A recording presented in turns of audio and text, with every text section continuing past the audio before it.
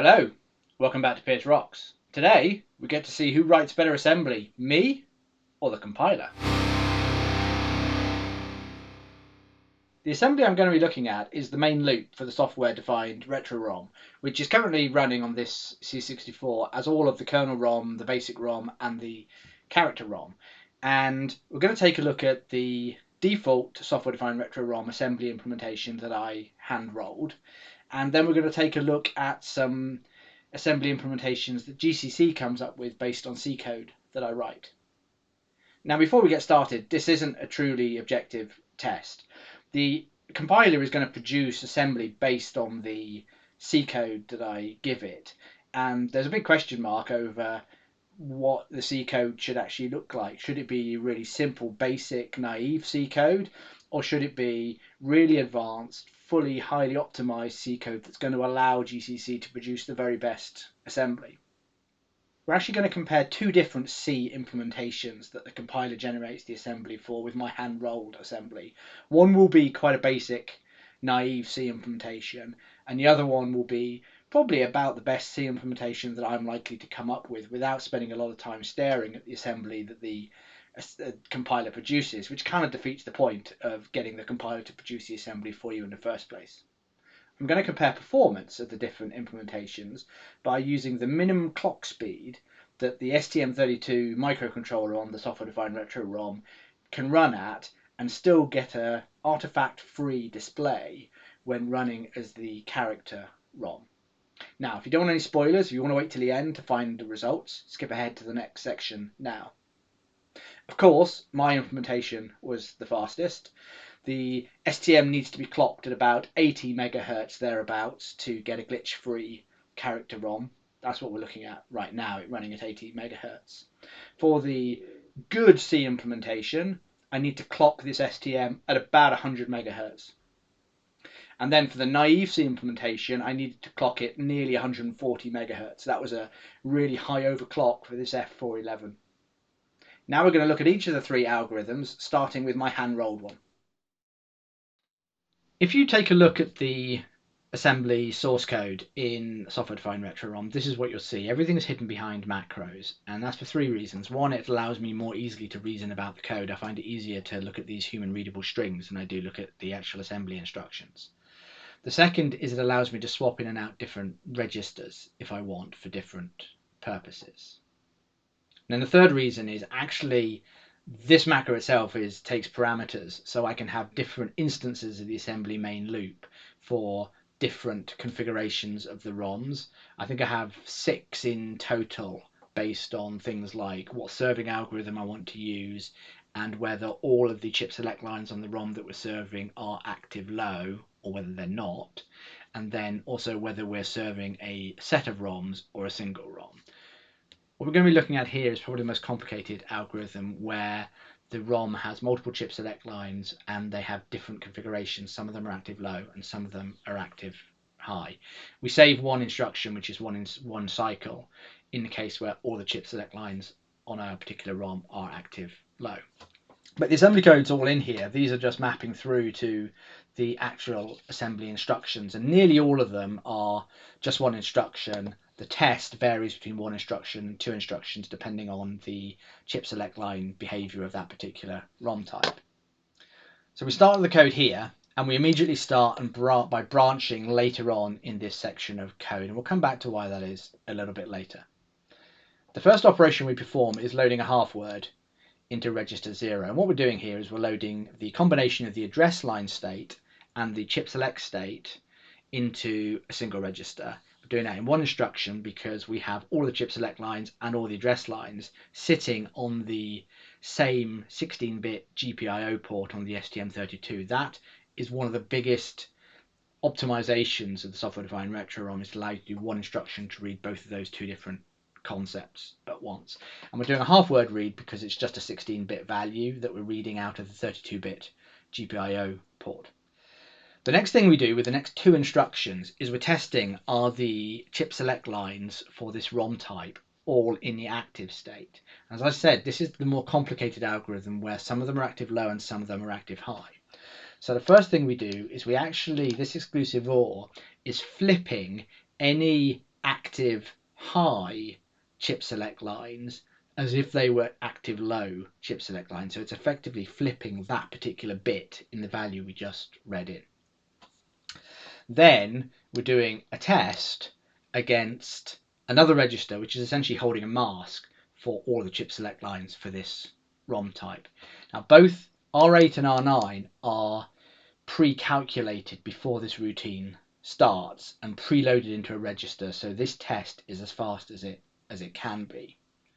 This test will return 0 if all of the chip select lines are active, and it will return something else if they're not active. So the branch equal here is saying, is it branch if equal to 0, branch if all the chip select lines are active. It then jumps over to 4ABA, which is our CS went active. Now we know that the chip select lines went active. We load a byte in from the ROM table that's sitting in RAM. R2 is the base RAM address, and R0 is the combined address and chip select line status. We have the ROM image already pre-manipulated, mapped, sitting in RAM, so that we can use the value we load directly from the GPIO hardware register as an offset to the beginning of that RAM table, and we're loading that byte into R1. So now we're ready to apply it to the data lines. But the next instruction does not apply it to the data lines. The next instruction sets the data lines to output. And the reason for that is quite deliberate. On the ARM Cortex M4, if you try and use a value that you've loaded from RAM or from a hardware register or from flash, in the next instruction, the CPU will stall for one cycle because of the way the internal pipeline works.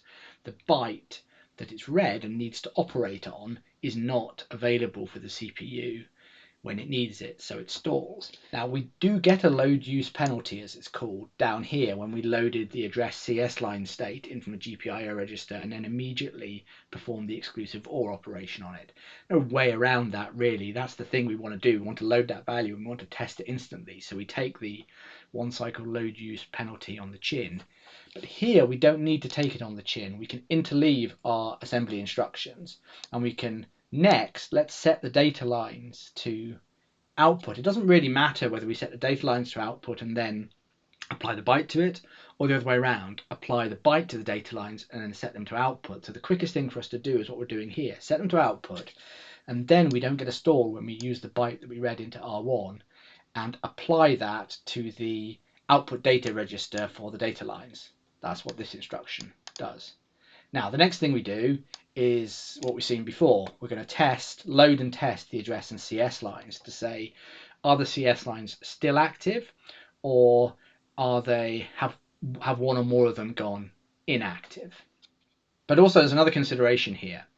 It's possible that the chip select lines went active before the address lines got put in the correct state. So we may at this point be advertising the wrong byte on the data lines. So throughout this loop we're going through when the chip select lines are active, we're going to continue loading the appropriate byte from RAM given the latest view of the address line state and apply that to the data lines. And again, we're interleaving instructions here so we can avoid the load use penalty. So you see I've tested, is the chip select line still active or not? But I've not used the output of that test yet. The next thing I'm doing is I'm loading a data byte from RAM. And then if the chip select line is still active, we're going to branch back to here. We can then immediately store that byte we just loaded from RAM in the output data register for the data lines. So again, we've avoided a load use penalty. And there's also another consideration here, which is that all of my branches, except for unconditional branches, actually, and even then, are backwards branches. When you're doing conditional branches on the Cortex M4, the way its prediction algorithm works is very simple. It just essentially predicts that a backwards branch is going to happen. So where we're running branches on the golden path and we want to improve performance for a particular direction, we want to make sure that we're branching backwards. However, if chip select line has gone inactive, this test will not pass, the branch won't happen, and then the code will just run through to the next line, which immediately sets the data lines to input, so we're no longer advertising a byte on the data bus. This is why right back at the beginning we ended up jumping right to the end of our code, so that when the chip select line goes inactive, the code can just run through sequentially and doesn't need to do any branches. So it's run through into setting the data line as outputs, and then it runs straight back into its chip select line is inactive loop. So that's 38 bytes of code running on this right now. It's been running stably all the time I've been yapping on. A few other things I wanted to call out. I've implied this already, but just to put it out explicitly, there's no masking or manipulation of any of the data lines either that we're reading in or writing out. We read a 16-bit value from the GPIO port, and we can use that immediately in our testing. We are doing exclusive OR operation before our test because of the chip select line complexity. But when we use that as an offset into the RAM table, there's no masking that happens. And the byte we get back, there's no masking that happens. We write it immediately to the output. This is really important for making sure that the algorithm runs quickly enough to serve the ROM.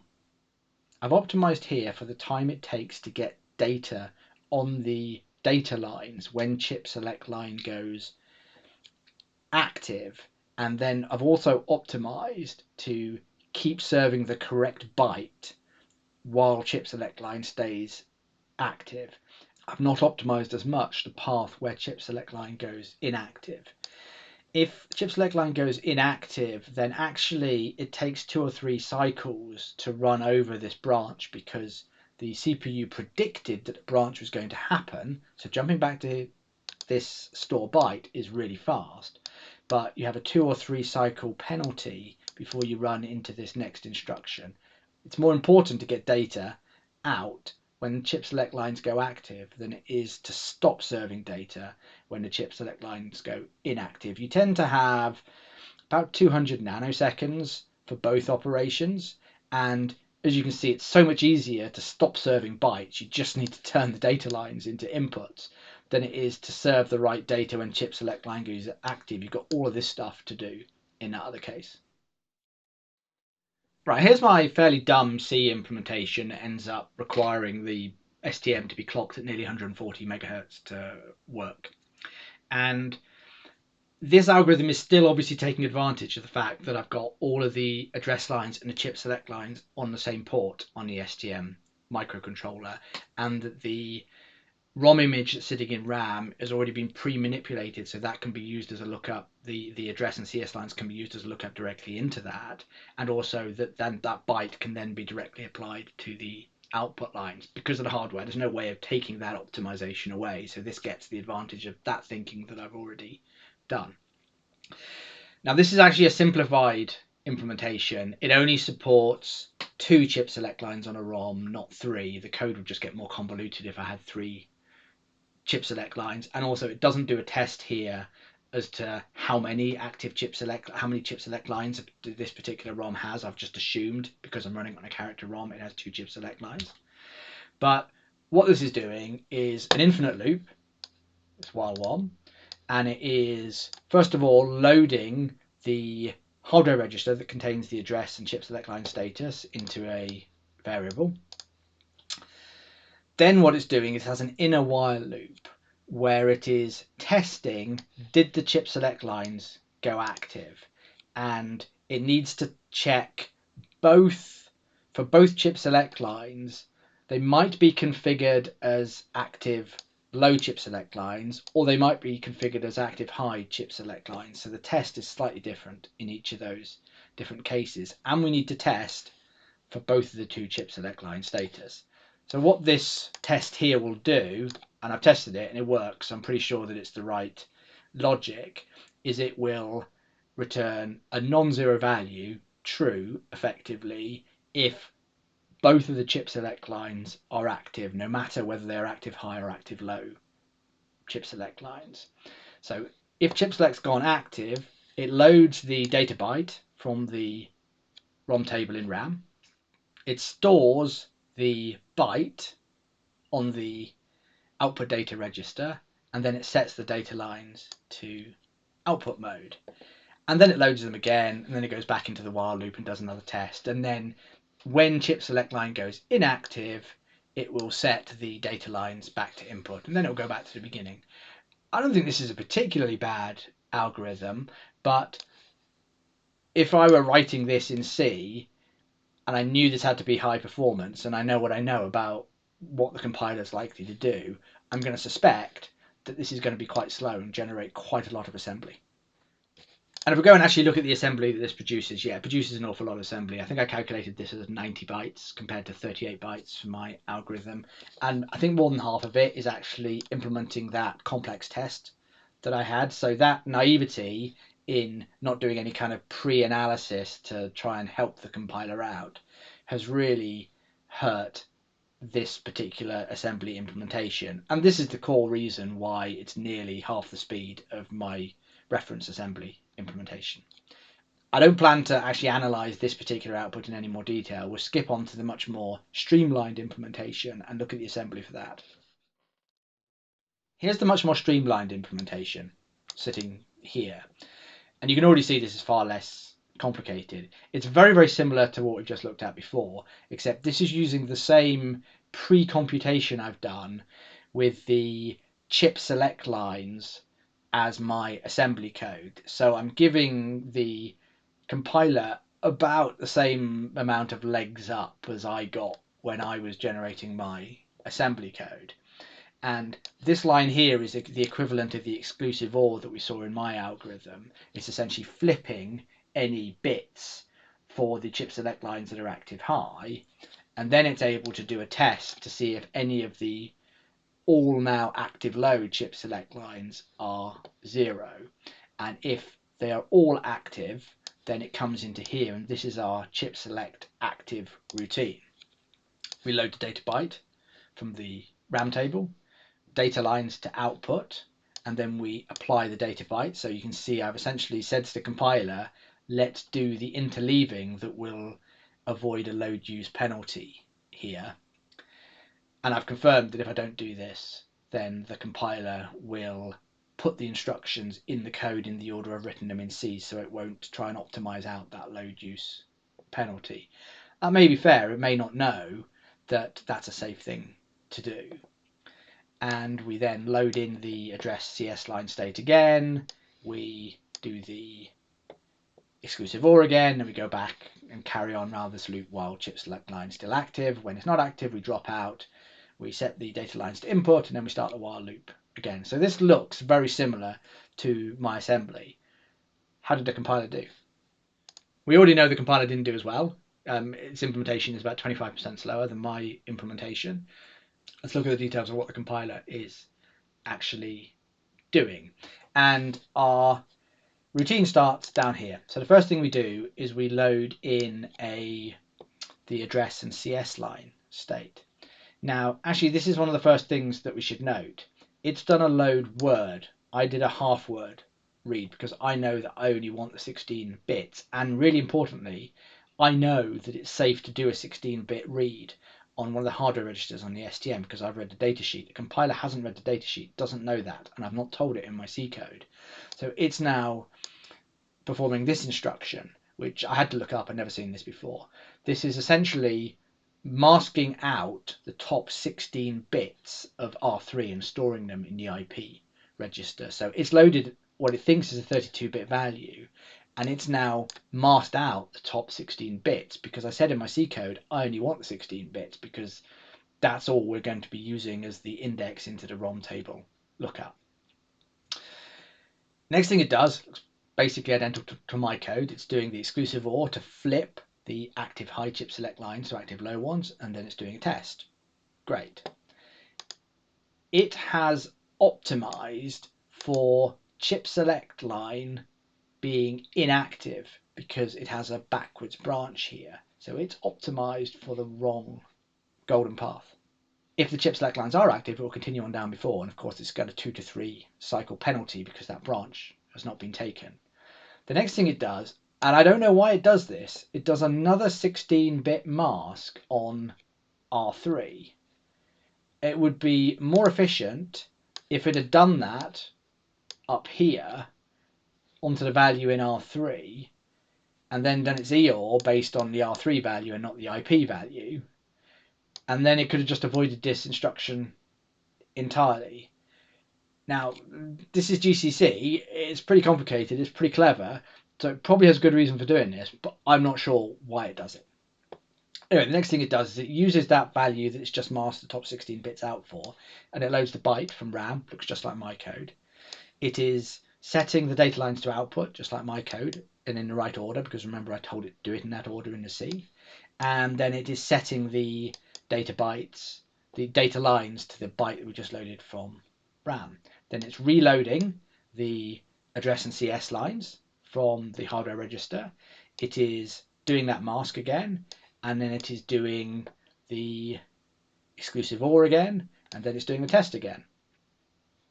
Then it's masking out again. I don't know why it's duplicated the mask again here. If anyone figured that out, please do stick it down in the comments. I'd love to know. And at this point, it is branching backwards if the chip select line has stayed active. So in this circumstance, it is optimized for the correct path. And it jumps back up to here, and it basically just continues its chip select line active routine. If chip select line went inactive, it's just going to drop through to here. It's going to set the data lines to inputs again, then it's going to branch back to the beginning. So I think the main reason this is slower, one is that there is a suboptimal branch direction here, and the other are all of these UXTH instructions where it's masking out the top 16 bits. So this implementation of 50 bytes compared to my 38 bytes, all of those extra bytes are these UXTH instructions. So some of them are 32-bit instructions, some of them are 16-bit instructions, and therefore it's 12 bytes longer. The size of the code doesn't really matter, and the fact it's got more 32-bit instructions, when we see an instruction like this, we know it's a 32-bit instruction versus a 16-bit instruction. It doesn't seem to matter on the STM32F4. Yes, it's loading it from flash. Yes, it has flash wait states, but it also has a prefetch capability, and it has a cache for the instructions. And as far as I can see, having 32-bit versus 16-bit assembly instructions makes no difference whatsoever.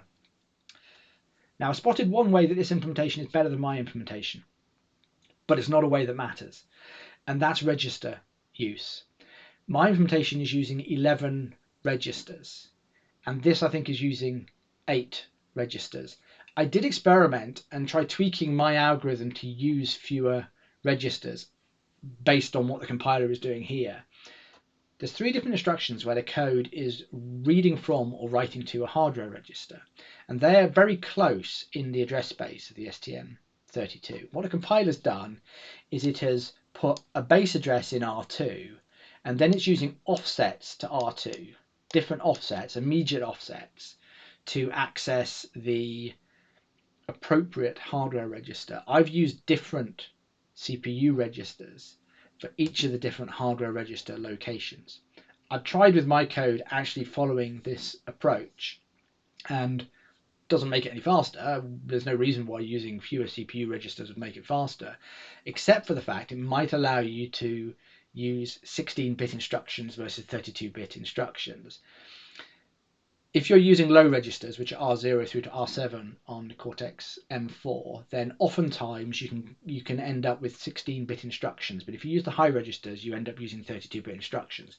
But the code size doesn't matter, as I've already said, because the STM32's prefetch and instruction cache is so good, you don't get any penalty from loading in more instructions.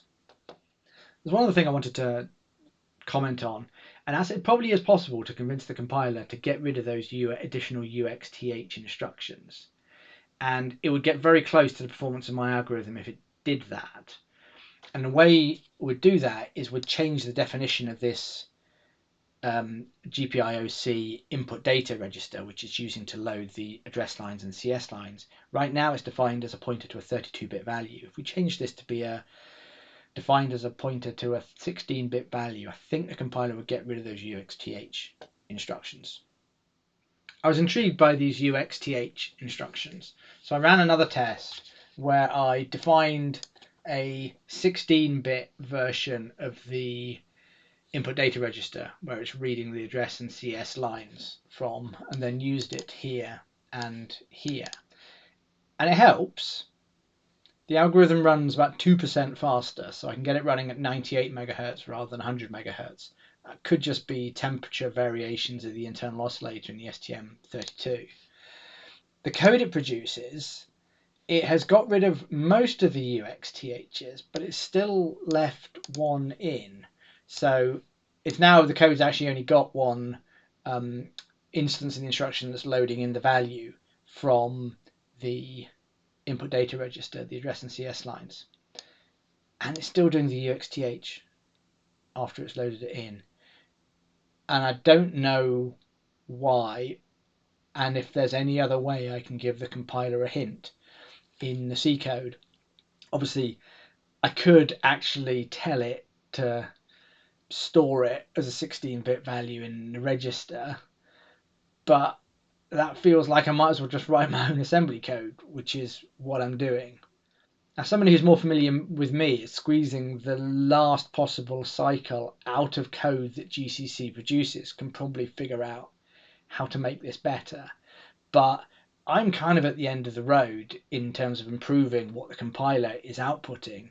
And as you've already seen, I'm currently able to generate 20-25% faster assembly code by going directly that route. That's why I've done it. Editing Piers here. I felt the need to add to everything that's preceded this and explain why I'm using a main loop rather than interrupts, because the question does come up quite a lot. Obviously, if I was using interrupts, that would actually give me the ability to run other stuff on a Software Defined Retro ROM while it's not required to be serving bytes. The key reason is interrupts are just too slow.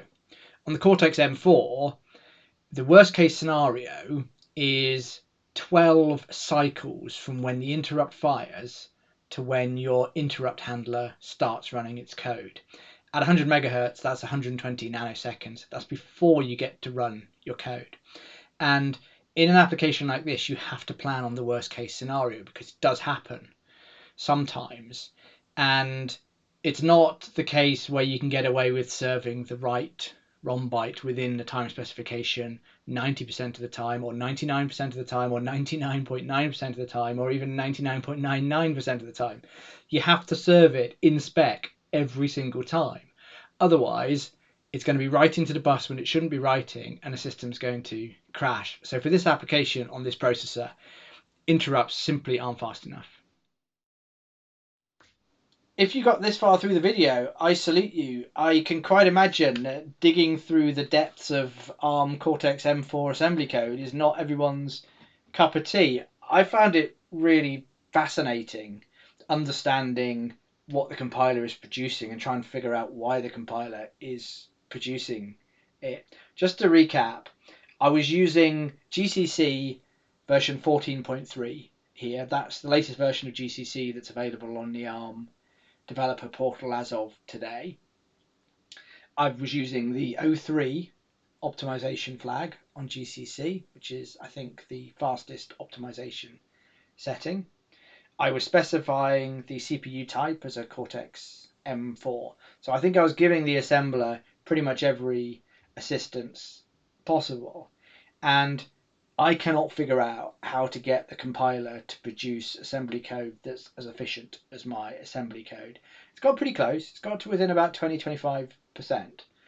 So the conclusion I've reached from this is that with my level of C experience, I've been writing C for probably more than 30 years. I'm not saying I'm great at writing C, but I've got a lot of experience doing it. And given my experience of writing ARM thumb assembly, which I have a few months of experience of, I can get more performant code out of writing the ARM assembly directly rather than writing C and have the compiler generate it.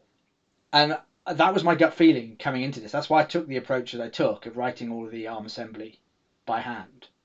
I can imagine that there are other people who are not me and are deeply, deeply familiar with GCC who can get it to produce assembly output that is as performant as my algorithm. I would challenge anybody to write an algorithm that is more performant than my hand-rolled assembly algorithm. If you achieve it, let me know, because I want to see it, because I want to improve software-defined Retro ROM. Anyway, as I said, if you got through to this part of the video, congratulations, you must have found this really interesting, you must have enjoyed it, or you must be my mum. Hi mum. Please do stick around for more videos, maybe not quite exactly like this. Until next time, rock on.